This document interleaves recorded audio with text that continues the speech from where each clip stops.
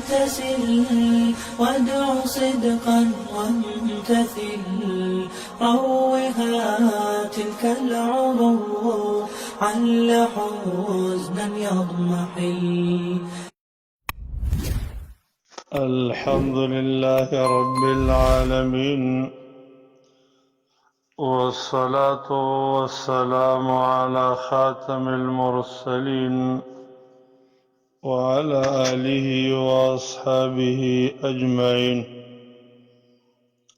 کله چې نهم ورځ وي د ذوالحجې چې هغې ته د عرفې ورځ وایي او لمر په عرفات کې په حاجیانو باندې ډوب شي، نو د لمر د ډوبېدلو نه وروسته به حاجیان د عرفې نه مزدلفې ته راځي.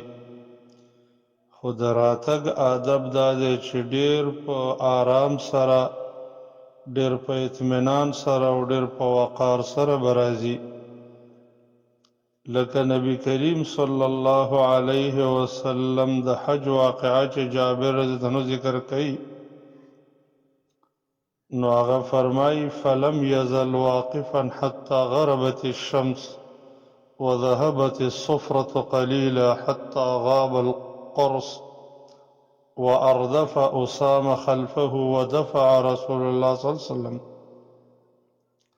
نبی علیہ السلام په عرفات کې وقوف کو تر دې چې لمر ډوب شو، زیړوالی لږ لاړ او د لمر ټول ټیکلی ډوب شو. اسامه رضی الله عنه ځان سره شاته کېنو او رسول الله صلی الله علیه وسلم د خپلې اوښې واګې داسې راکش کړې وې تر دې چې هغه ځای سره د هغې سر لګېده چې کوم ځای کې یو انسان سورلۍ ته خیږي او خپګ دي، دومره دا خپله سورلۍ په آرام کړې وه او په خپل لاس به خلکو ته اشاره کول او دا به یې فرمایل ایها الناس السکینه السکینه، ای خلکو په تاسو باندې آرام سره او نرمۍ سره تلل لازم دي. په همدغه بنیاد باندې مسلمانانو لره پکار دي چې کله د عرفات نه مزدلفې ته راځي نو ډېره نرمي وکړي، ډېر پور وقار راشي، بې ځایه سورلۍ ځغلول، ټیل ازدحام نه کول، حاجیانو ته تکلیف نه ورکول او بې ځایه ازدحام نه جوړول یا خلک په خپلو سورلو گاړو باندې نه یرول او ضعیفانو مشرانو پیدل خلکو باندې ترحم کول. کله چې حاجیان د عرفات نه مزدلفې ته راځي نور له مناسب دي چې استغفار ډېر زیات وي، څنګه چې قرآن کریم کې الله رب العالمین موږ ته حکم کړی دی او فرمایي ثم افیضوا من حیث افاض الناس واستغفروا الله ان الله غفور رحیم. بیا تاسو د هغه ځای نه راکوز شئ، راځئ لکه څرنګه عام خلک چې د کوم ځای نه راځي او راکوزیږي چې هغه عرفات دی، او تاسو د الله رب العالمین نه مغفرت وغواړئ. الله بخونکی مهربانه دی. مزدلفې ته مزدلفه ځکه وایي دا د ازدلاف نه ماخوذ دی، هغه نږدېوالي ته وایي په لغت عربی کې، او حاجیان چې کله د عرفات نه راکوز شوي نو دې مزدلفې ته نږدې شي نو ځکه ورته مزدلفه وایي. یا خلک په دې کې جمع کېږي د وجې د اجتماع د خلکو نه ورته مزدلفه وایي. د دې درې نومونه دي، مزدلفه ورته هم وایي، جمع ورته هم وایي، المشعر الحرام ورته هم وایي. نو کله چې مزدلفې ته راځي د الله ذکر به ډېر کوي، وجه دا ده چې د یو عبادت ته روان دي او د یو مشعر نه بل مشعر ته، د یو عبادت د موضع نه بل ته انتقالي. نو کله چې دوی مزدلفې ته راورسېږي هلته به د ماښام او ماسختن منځو کې جمعا و قصرا درې رکعاته یو اذان به وکړي، درې رکعاته به د ماښام وکړي او دو رکعاته به د ماسختن وکړي، یو اذان او دو اقامت.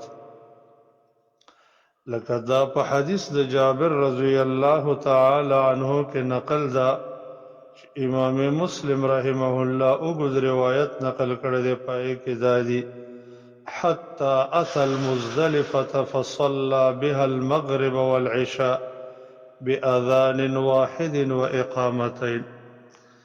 تر دې چې نبی کریم صلی الله علیه وسلم مزدلفې لراله، اول ته د ماښام او ماسختن منځو کې یو اذان او دو اقامت. بیا به په مزدلفه کې شپه تېره کړي تر دې پورې چې سحر شي او د سهار منځ وکړي. لکه حدیث د جابر رضی الله عنه کې دا راځي چې ثم اضطجع رسول الله صلى الله عليه وسلم حتى طلع الفجر وصلى الفجر حين تبين له الصبح بآذان وإقامة. بیا نبی کریم صلی الله علیه وسلم ډډه ولګوله او د شتر دې پورې چې سحر سبا راوخته او د سهار مونځ یې وکړو، هغه وخت کې چې سبا روښانه شو او اول وخت کې وکړو، اذان یې وکړو بیا اقامت. مزدلفه چې دی دې ټولو ته مشعر حرام وایي او دا ټول موقف دی. د عرفې حدود چې کله ختم شي د هغې نه شروع کېږي، هغه غرونه او هغه د تنګ ځایونه تر بطن محصر پورې د هغې حدود ورګرځېدلي دي. لکه نبی کریم صلی الله علیه وسلم فرمایي: ومزدلفة كلها موقف وارفعوا عن بطن محصر. ټول مزدلفه چې دی دا موقف دی، دې کې وقوف په هر ځای کې چې وشي ستا وقوف د الله په حکم عمل وکړو. خو د محصر د وادي نه چې دی تاسو اوچت شئ، یعنې محصر ته به نه راښکته کېږئ، ځکه وادي محصر په مزدلفه کې داخل نه دی. نو سنت دا دی چې سړی به په مزدلفه کې شپه تېروي او تر هغې به ایسارېږي تر دې چې سبا راوخیږي. نو هلته به د سهار مونځ په اول وخت کې وکړي، بیا به لږ ساعت هلته ایسار وي، دعاګانې به کوي تر دې چې سبا که روښانه شي. بیا به د هغه ځای نه د منا ته را روان شي د لمر د ختلو نه مخکې. که چېرته ضعیفان وي لکه زنانه، ماشومان، نو هغوی دپاره جایز دي چې د مزدلفې نه هغه وخت را روان شي کله چې سپوږمۍ چې دی ډوبه شي. همدغه رنګې هغه څوک چې هغه د دې ضعیفانو کفالت کوي، د هغې خدمت کوي، د هغې سره ملګری دی، ولو که هغه قوي دی، خو د دې ضعیفانو د وجې نه هغه هم راتلی شي. هر چې هغه کسان دي چې هغې قوي دي، څه عذر ورته نشته، نو د هغوی دپاره پکار دا دي چې د مزدلفې کې شپه تېره کړي تر دې چې سبا راوخیږي، د سهار مونځ وکړي، بیا په مشعر حرام کې وقوف وکړي تر دې چې ښه روښنایي شي، نو بیا به د مزدلفې نه راځي. علماء کرام اکثر ذکر کوي چې په مزدلفه کې شپه تېرول دا واجب دی د واجباتو د حج نه، د ده پرېښودل جایز نه دي، مګر هغه څوک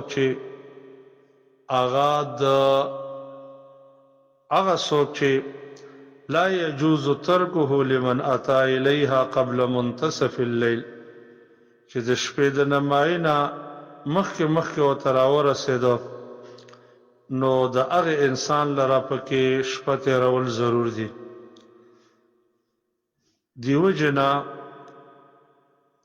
او صرف هغه خلک چې هغوی اهل الاعذار دي، لکه مریض یا داسې نور د عذر د وجې نه د دې حکم ترک کېدلی شي چې سړی لږ وخت وقوف وکړي او شپه دلته ونه کړي د عذر د وجې نه. خلاصه خبره دا ده چې په مزدلفه کې شپه تېرول دا واجب دي د واجباتو د حج نه.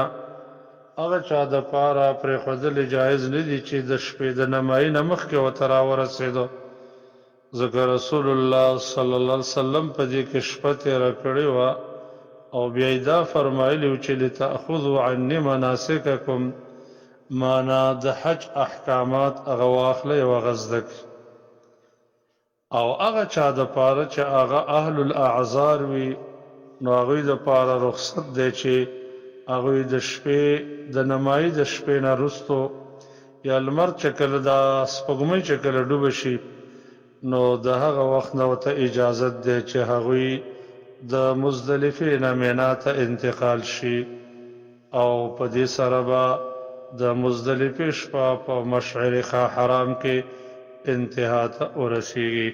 الله رب العالمین دې موږ او تاسو لره په د حج توفیق راکړي او الله دې زموږ او ستاسو حجونه د نبوي سنت موافق وګرځوي. آمین یا رب العالمین.